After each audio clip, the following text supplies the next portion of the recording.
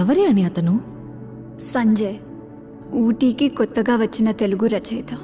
తను పదాలని ప్రేమతో రాస్తే తడిసిన గులాబీ పూల్లా ఉంటాయి. అదే కసితో రాస్తే పింపికిన గ్రెనేడ్లా ఉంటాయి.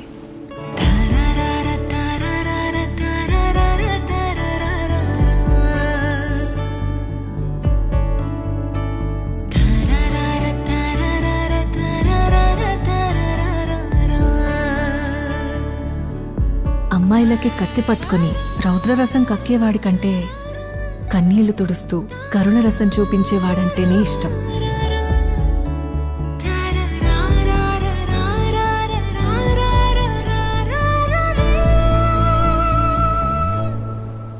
ప్రేమంటే మనం చేరాల్సిన గమ్యం కాదు, చేయాల్సిన ప్రయాణం.